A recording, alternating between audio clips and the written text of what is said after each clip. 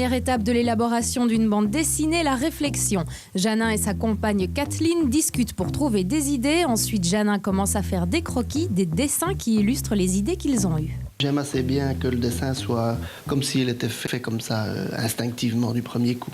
Ce qui n'est pas le cas en fait, on fait semblant que c'est du premier coup, je chipote un peu.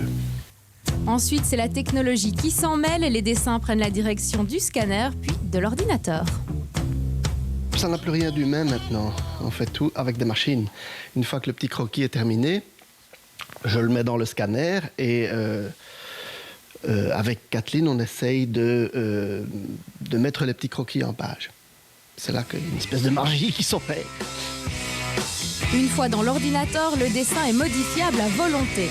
Janin peut changer la taille et la couleur jusqu'à ce qu'il soit satisfait du résultat. Étape suivante, donner la parole à ses personnages. Voilà, encore 2-3 éléments de décor et puis le phylactère, les ballons. Ça, je l'ai fait aussi directement sur l'ordinateur parce que le lettrage est fait à la machine. Je n'ai plus l'ennui. Avant, je mettais de l'encre de Chine sur ma main jusque là, jusqu'à mon coude. Ici, maintenant, je tape sur le clavier et il y a mon lettrage en police de caractère dans l'ordinateur. C'est vachement pratique.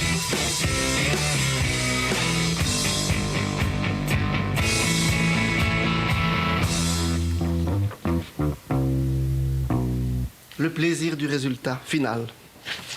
Bon, c'était un exemple, c'était pour montrer.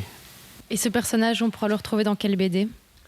Alors celui-là, on ne le verra pas dans Que du bonheur 3, c'est-à-dire dans l'album par anti-âge qui vient de sortir, mais dans l'album suivant, parce que l'ennui quand on a terminé un album, c'est qu'il faut tout de suite attaquer le suivant, sinon on s'endort.